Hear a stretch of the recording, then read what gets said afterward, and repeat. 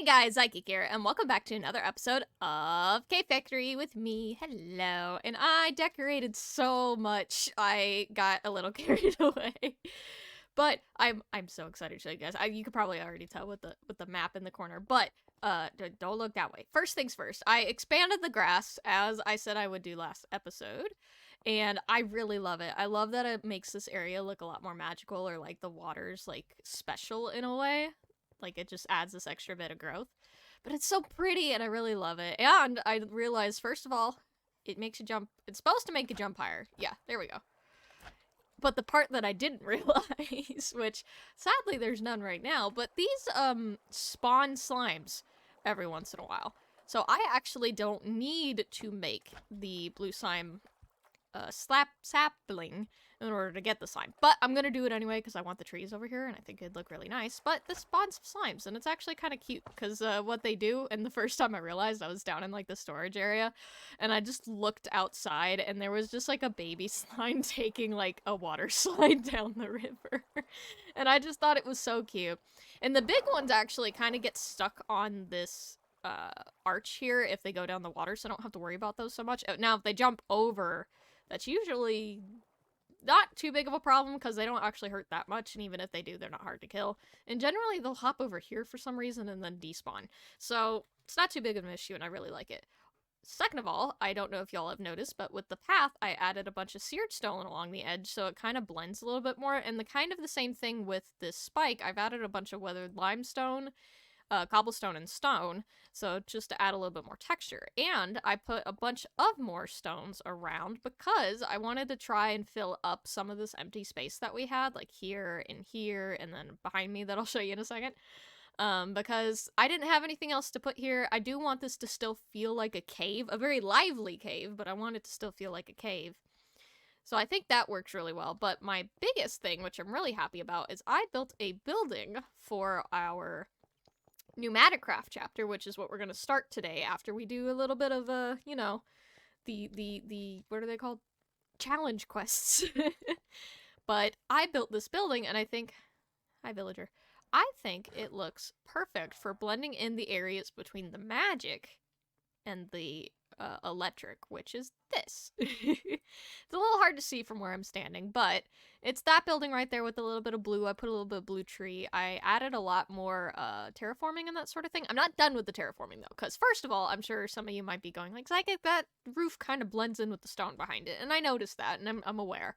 But that stone that's right there is from the ceiling up is going to be removed. Because I have the cliffside down there, which I have cleared out, and I actually did a bit of terraforming over here. I'd started it, not finished, but I've started it, to try and, like, make this cave, like I said, more cave-like, but also more not flat. So, this is the building. I put a little patch here. I got got the blue tree up here to go with the warped wood. This took me quite a bit to do. I think I worked on this, I don't know, I lost track of time. I was working on it. By the time I finished, it was like 2 in the morning. But I think it looks really nice. I've never done a roof quite like this before, and I think it looks really nice, and I like the tower up there. I have it where the windows are not actually windows, it's just warped wood, but it adds a lot of color to it. And what I particularly like about this building is that I kind of built it into the side a little bit. So I did mine some of this out, but I purposely put some stone and grass back because I wanted it to like mesh with the roof a little bit. And the plan eventually, if I can get to this other side here, is that I do have this tower and I put a door in it to nothing. Just this fancy little pillar. But I do plan on, once I mine the rest of this out from the stone on the other side, is that on the other side of this, I'll have a door just like this, and this building could technically actually be used as a pathway from the electric to our magic area, or at least the upper half of the magic area. But yeah, have the pathway go through this building and kind of go up here. And actually, if you kind of pay attention here, I think the door is about this height, which goes just above this door. So the doorway will actually just be right here, which is perfect based on what I've done this over here. this was also so I didn't have to build more roof, but because this is actually the roof alone is really what took me so long. Not because of the texture, because that's completely random. It's the shape of it. Because like I said, I've never done a roof like this. I've done this general shape of the upward triangle looking thing, but not with it leaning out like this. But I think it really gives a really good, nice effect, and I really like it. But the main point was to try and tie in these two areas a little bit because they were so drastically different. So I think it'll look great this way. But we're going to put our new Mattercraft stuff in there. However, before we do that, I was actually working on the challenge quests. Last episode, we were going to get the creative capacitor, which I think we'll be able to do today. So let's run over here. I'm going to throw these eggs into the system. Every time I run over there, I get a handful of eggs.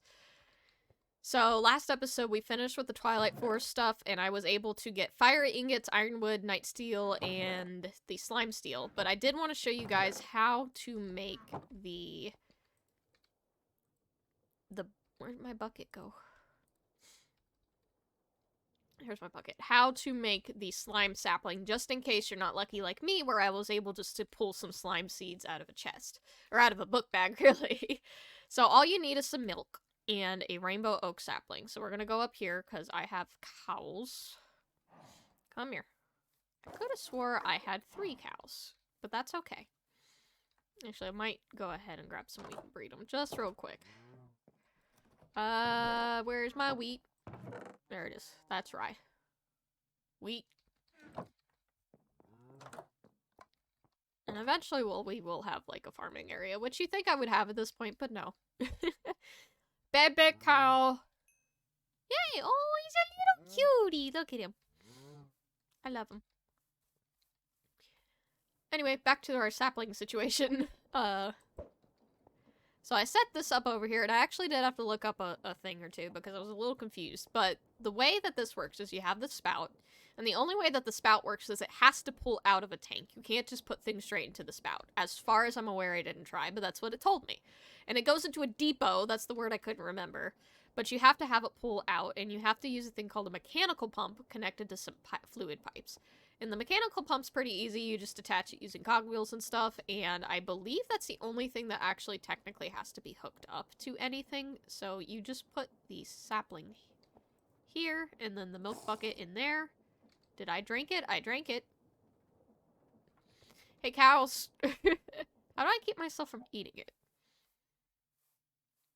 Ooh, I have an idea. I think what's making me want to eat it is... Where is it? My gluttony charm. Because it allows the users to instantly eat food. And I don't want to do that, so I'm going to put that in there. And that shouldn't take effect, yeah. How do I put milk? Hang on. Milk in spout. How to do? Do I have to somehow pump it? How do I... Put it in there. How does the fluid tank work? Fluid. Tank. I want to hold W to ponder. Let me think about this. Fluid tanks can be used to store large amounts of fluids. I got that far. How do I put it in it? But I need to put the fluid in it first. How do that? However, in survival mode, fluids cannot be added or taken manually. Great. You can use basin, item drains, and spouts to drain or fill fluid-containing items. Drain. Drain. Drain. Okay, let's go make a drain really quick then, and hopefully that does not need to be powered in any way. Drain. I don't think I have one. No, I don't. Let's see, what am I missing? I need a copper casing, which takes 2 copper plates, which I can do that. There is a hammer in here. 2. There we go, copper casing, and then make a drain. And I'm not sure if I have to directly... Oh, I might have to make another thing, don't I? Hang on. Let's ponder the drain. Item drains can extract fluids from items. Right-click it to pour fluids from your held item into it. When items are inserted from the side. Roll across something that contains fluid. Pipe networks could pull the fluid. So yeah, I do need another... Okay. Well, can I do it straight from the drain? Hang on. If I don't have to have this tank, technically. Can I do this slightly differently? Oops. Okay. I've been using dirt to build as of late. It's a little easier than the scaffolding to me. Hang on, I'm actually gonna hold that just in case. Let's see, because this still does need to connect, but I'm assuming it has to connect to the fluid, the side of the fluid. I could actually, technically, well, if we do it this way, I don't want it that way.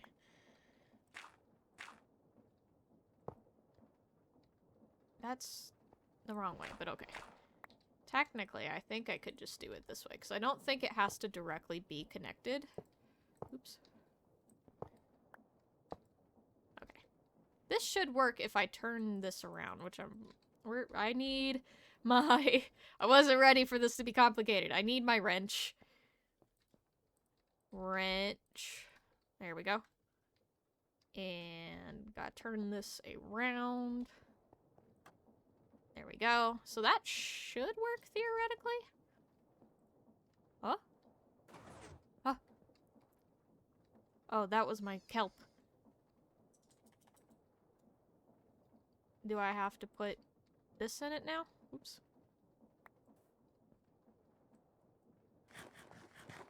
I don't need instantly anymore. Okay, no. So this still has to go into a tank. And then I lost my milk. Or no, it's draining. It's draining. It's just taking a minute. It just takes a second. It's not fast. Okay. I could deal with that. And then that's it. There it goes. Okay, cool. Sploosh. And that gives us our skyroot sapling. So from there, let me go grab some bone meal. We could just plant this, and then this is the best way. Well, actually, what you would use this directly if you're looking for the slime is you would use it directly in the melter to get the sky slime balls. But for me, I'm going to plant it, because that's better for me. So we're going to go do that. I'm going to put the rest of this back in here, and then we're going to go look at what this is even for. Let's put this here. Ooh, that's pretty! I'm gonna have to make some more of these. I hope this drops saplings if I break it, but I'm gonna do that later. That's very pretty. I really like that. I wonder what it looks like from here. Can I even see it from here? No, I cannot. But that's okay. Look, there's a slime. You could kind of see it a little bit peeking out there. That's gonna be real pretty. I really hope that area turns out well. But what we're gonna do now is, so the thing that is used for, like I said, is over here. Well, now we're wanting to make the creative capacitor, and the problem that we were having, or what we were doing, is the ultimate ingots, and to make the ultimate ingots, we just needed all these types of ingots and put it into my ultimate crafting. And I'm hoping that I don't have to... Will it hold it if I just put it in there? Yes. I don't have to have this in any particular order. I hope. We're about to find out. Just throw all of these in here. Darn it. Okay. Ultimate ingot. Make that. There we go. Okay. And that will make us 8 of these, which is wonderful. And then from there, we have to make ultimate catalysts and ultimate components. And ultimate components is just the ingots, luminescence, and black iron slate. So we should have all of that with us. There we go. And I said black iron slate. So this should just be a matter of, oops, yeah. Doing this in our crafting, and that gives us an ultimate component. And then an ultimate component, we need an ultimate catalyst, I believe. Yep, and then each of those take these HV capacitors, which, where did I, there they are. I was like, where did I put them? And these are all full of energy like we've talked about before. So we're going to run over, because this is technically the last part for what we need, other than... We're going to have one leftover HV capacitor, and I'm actually going to leave it right there. Actually, no, I'll take it with me. So we're going to run over back to this thing. And I'm going to unhook it, just in case. No, I'm not. It should be fine. But we're gonna go down here and put this up, and it's... egg. Like we said before, it's pretty easy. It's just a matter of putting it all into the mechanical crafting. So we're gonna do that really quick. It's just a bunch of HCB capacitors with the ultimate component in the center. So let's do that. 1, 2, 3, and 4. Yay! And I did miscount. I'm one less on the thing. I also learned I can't make this any faster without breaking everything. Explaining why I have so much in my inventory. But let's go ahead. We can actually go ahead and get... unless I left one in here and I just forgot in the, 10 minutes that took.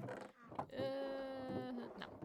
Let's run over to our power place, turn off my magnet, and just grab an extra HV capacitor. Because we have plenty. Not too worried about that. I'll just take this one. And I'll put one back later. Yes, okay. So let's go ahead and craft this in just, I think any old crafting table will do. And you take your ultimate catalyst, put it on the HV capacitor, and get a creative capacitor. Yay, we did it! So all of the capacitors need to be fully charged, not annoying if you want to make crafting, blah, blah, blah. But we have a creative capacitor that will give us forever capacitance. And I believe any sort of thing will work on it, so I want to use HV. So we're just going to grab a couple of these. I'm going to put all of this back because I don't care about what I broke. And we're going to go back here, and I want to see if it's possible. One of the quests is to have it where the arc furnace can be run continuously forever, which with our current situation, it does run out of power really quick. So I do just want to put this down. I don't know if it has to be like right next to it, but I could technically put it in the corner here. That's not the best thing right now, though. I should have grabbed a hammer. I need my hammer. Hang on one second. I'm super excited about this, though. Hammer. Because if that, and technically I guess we also automated power in general with this. We have not automated steel production, but that's okay. We're pretty close. Pretty close. So let's go ahead. I'm just going to slap this bad boy down. Technically, I could just break that. So let's go up there. Because it doesn't matter where this is coming from. And I'll just put it, somewhere. I actually have no idea where. Let's just put it, like, right here, because that makes sense to me. Is all the sides output? They are. I don't need them to be. Just the bottom one.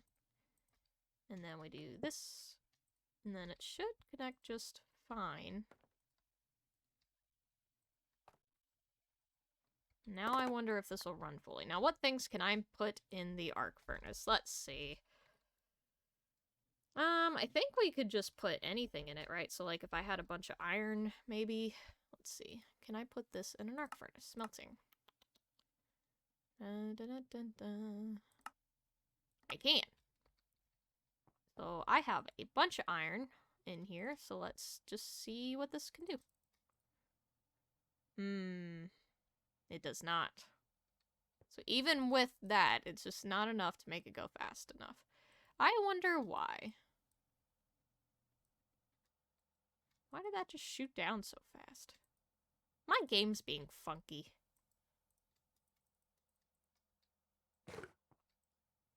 Because now it says everything's... I don't know. I don't know what's going on. We got a creative capacitor and it works. So... Because look, it's still full of power. It's got literally so much. And that's okay. Now, with all of that going on, I think we're actually at the end of this episode. I have no idea, to be honest. Because of the way that this ended up being. So I'm just going to put this back and do it this way. But that's okay. Let's hook that back up to over here, I believe is where it was. Yep.